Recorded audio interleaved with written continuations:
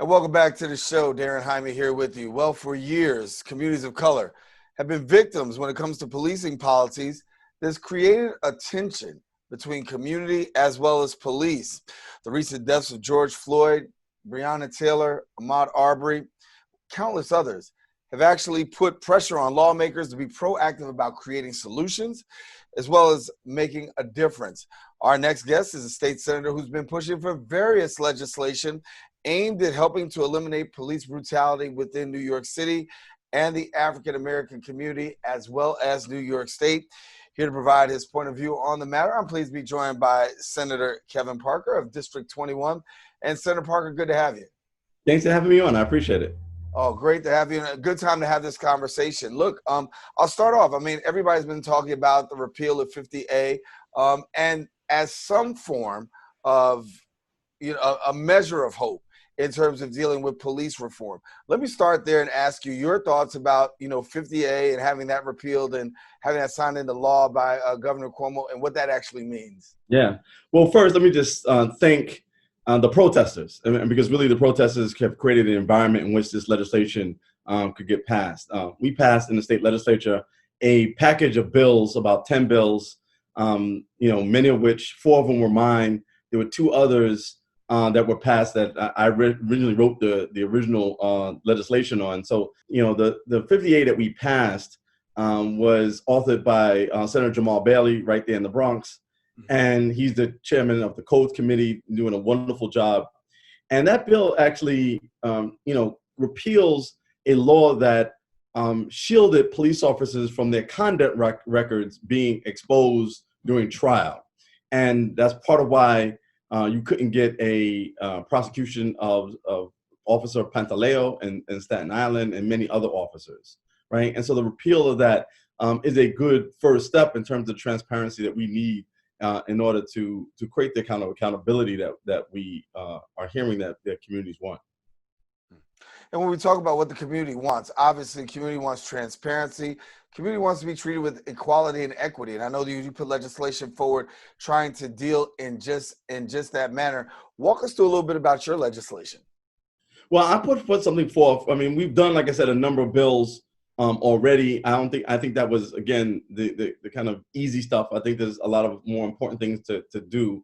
And then as you hear the chants in the streets about defunding police, we understand that's not just about taking away, not eliminating the police force and not just taking away money from the police force, but really reallocating those funds to things that we don't need police officers for. And so I've drafted a bill that I'm referring to as the fourth response, which is a non-police response to mental health and substance abuse calls, right? So currently, when you call 911, there's 3 responses, right? There is a fire emergency response, there's a medical emergency response, and a police criminal justice response. Unfortunately, the police criminal justice response is the default response. And so, if you have a person who's having a mental health crisis, you call 911, the police show up, they're not properly trained. And so when all you have is a hammer, everything looks like a nail. And then the police hammer everything. And so you wind up with people who are, busted, broken, arrested, and oftentimes killed. And so we're hoping that this legislation will be able to get passed to provide another way for us to deal with those kind of responses. And I think that those are kind of the way that we've been moving. I also have been working on a piece of legislation called qualified immunity.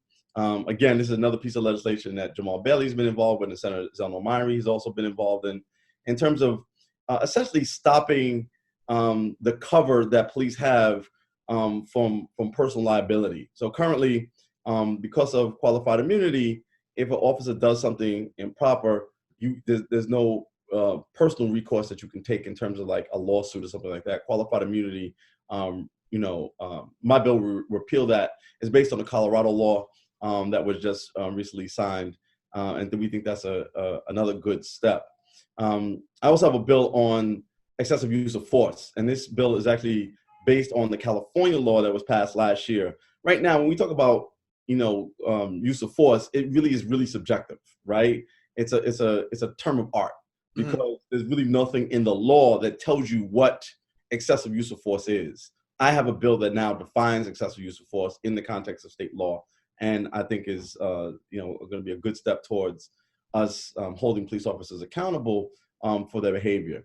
And then we also have a couple of other bills, one on residency, requiring police officers in New York City to be residents of the city, as well as a bill that requires them to have liability insurance. Again, we really want to make sure there's some personal responsibility with police officers who are representing our community, and we really need to pass some legislation that creates not just additional transparency and accountability, but responsibility by these officers. Yeah, responsibility is key, and I think a lot of people are calling for responsibility and accountability in a time, such as this. Talk to me about what you're hearing about police-community relations right now, because obviously the protests have died down somewhat, but yet and still the relationships are still questionable. Yes, those police-community relationships are strained, and so we're continuing to work on them. But the reality is, we know that all police officers aren't bad. We know we need the police. We know that there's a lot of good police out there doing good things in our community. The problem is that the police, the good police have shown and demonstrated that they are unable and unwilling to police their own ranks. And so it's really now time for the state legislature and the city council and other bodies to come in and, again, create that kind of accountability, responsibility, and transparency that the protesters are asking for. And so, I expect that relationships will increase over time. I think that all of us are dependent on each other. We need the police, but the police also need us to do their jobs as well. And so we're hoping that over time that those conversations will get better. Another thing that I'm actually working on with Borough President Eric Adams is a call on our communities, Black, Latino, and Asian communities, to get more of our young people involved in police work. Part of the problem is that we've actually signed up to allow a kind of a invading force outside of our community to police us. It really doesn't make any sense. These are good paying jobs, full-time with a living wage with benefits, and we really should be steering more of our own young people into those careers. And then simultaneously, hopefully develop a cadre of police officers who are in tune with our community, connected to our community, and will police us in a more humane and dignified fashion. You want police that are going to be definitely reflective of the community. I think that's it. So they would know how to respond to certain calls. Let me talk about certain calls that we're hearing now, the quote unquote Karen calls, where, calls are being made on Blacks for anything from Starbucks to just Walmart to be having a room at your own hotel. These calls that are 911 calls that some people honestly feel, okay, well, what's the problem with being called, with the police being called? But when you're in the African-American community and you're in a minority, you realize that one wrong call, you don't get the ability to go home. The problem of weaponization of the 911 emergency system has been going on for a number of years. This is not a new conversation, right? And Karens, or the backyard Beckys, or whatever we want to call them, have been rampant and really have caused a lot of strife and anguish in the Black community in particular. And so actually one of the bills that I passed in that package of bills is a bill on false 911 reporting that creates a private right of action, which means that a individual, like again, if you go to the Christian Cooper scenario in Central Park, my bill, now that it is law, allows Christian Cooper to actually sue Amy Cooper for her actions. And so we believe that that's important. But then also, I'm not sure if you saw it today, but Cy Vance has actually filed criminal charges against Amy Cooper. And, hopefully that will open up, the notion for other DAs to do the same when we're coming across these issues. Yeah. Where do we see things going forward from here? I mean, obviously the protests are still taking place across the street. I mean, across the country, I should say, not across the street, across the country. People are really still vocal about the need for reform. And when we talk about criminal justice reform, there's plenty of places that we can find that still needs work. So what do we see happening from here?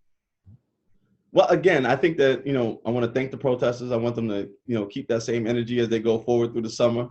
And then at the same time, I think that the state legislature is looking at, going into session again, maybe once or twice more. And I'm really hoping that we take up some more police reform legislation. There's a lot of ideas that are coming forward, not just by me, but by a lot of my colleagues.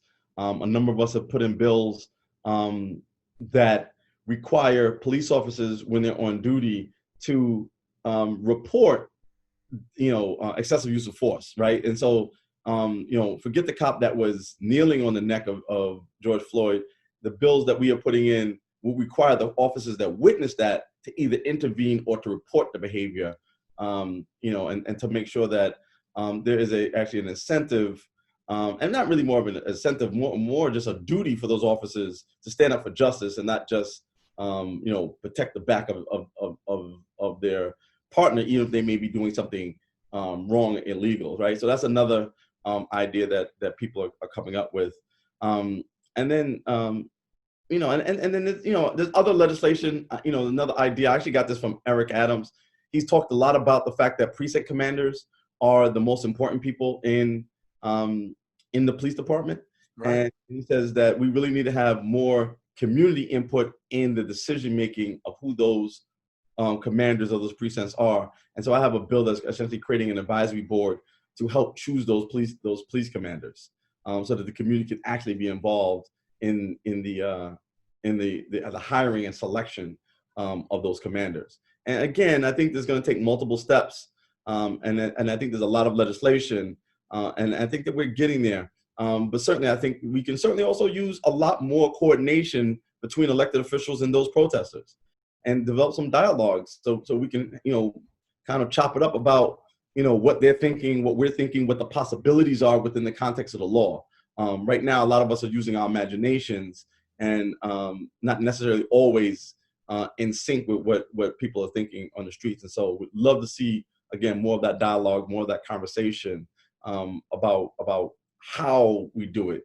Saying, it's cute to say defund the police, but what does that mean in reality? And I think in some cases, I do know it means, more money for some youth employment, more money for after school, right? More money for gang divergence programs, right? Things like, again, my fourth response bill. But there's probably a lot of other important ideas out there, and we need to have some conversations about how we do that. Yeah.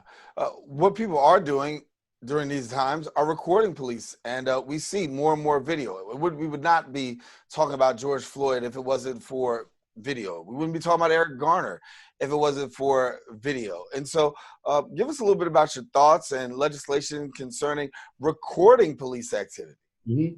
Well, this has been an important issue once, in the wake of the murder of George Floyd.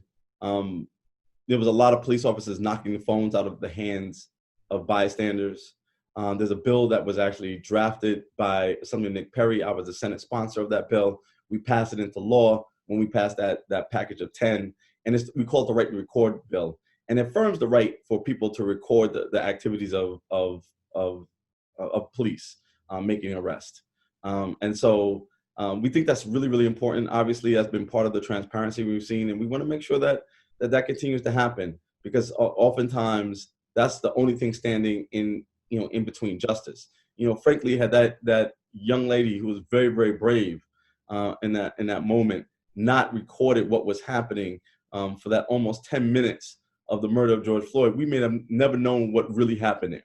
And so we really want to continue to encourage people to watch the watchers, and again, we want to let folks know that we're doing an important thing by affirming their rights and making sure they understand, them being citizens, know they're protected when they're doing what they're doing in terms of recording police.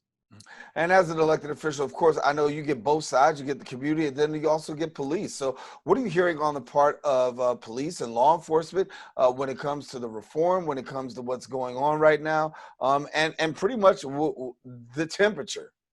The vast majority of the police I've talked to obviously are not happy about the protests per se, but they do understand much of what's going on. They see what's happening, right? And especially the officers of color that I speak to, many of them are surprised that it's taken this long for this to happen. And many of them have felt powerless, to be honest with you, in the context of of their jobs and some of the things they've seen and not feeling like they've been able to respond to it. But for the most part, they they look at it. Look, if you're a good cop, these changes don't affect you, Right. because you're doing the right thing. And so none of this stuff is going to be something that bothers you. It really is about people who are not doing the right thing. And we're really hoping that this actually creates a disincentive for police officers, to act badly. And so, much, and in some cases, they've actually worked with us on the reform. So for instance, I passed a bill that requires state police to have body cameras. We actually worked with the state troopers and their police union in order to do that, to make sure that our bill didn't interfere with their work rules. But they did not oppose the notion of body cameras. And so starting next April, you're going to see state troopers, New York State Parks Police, Department of Conservation Police, all wearing body cameras. Right. And again, that is something that they came forward and said, yes, we want to work with you. And that was something that we were working on way before the protests. And so, hopefully on many of the things that we're going forward with, we'll get more input from police departments and they will, be honest and upfront about how they feel. And they'll get to a place where we are all agreeing, because change is going to happen. So the question is, is the change going to happen with you or without you?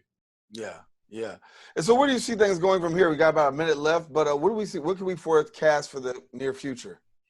Well, I think that unless we do something, significant with our young people, we're going to be in for a long, hot summer. There's been a number of shootings. There's a lot of gang activity happening. And I think the vast majority of it is going to fall on the people in the community to address the issues in our community without the police. And so that's going to be our first test. People say they want to, address things without the police. Here we go. And so let's really start looking at what's happening with these shootings. Let's start addressing the young people in our community. Let's figure out why these things are happening. And, let's get our boots in the ground as it relates to that. And I think the state legislature still has, again, more work to do. I'm going to be encouraging us in our next, legislative session to bring up more police reforms and really start addressing some of the deeper needs that we have in our community around police community relations. Wow. Senator Parker, we got to leave it there. Okay. But I do want to thank you for coming and sharing with us here. And listen, a lot of great work that's going on. And certainly, as we talk about, it's going to be a long summer. So hopefully you can stop back and check with us and let us know how things are going and what the community needs to know. Absolutely. Be safe. All right. Senator Parker, our guest here. Listen, we are taking a quick break. We do have more shows. Stay with us. We're coming right back in a few.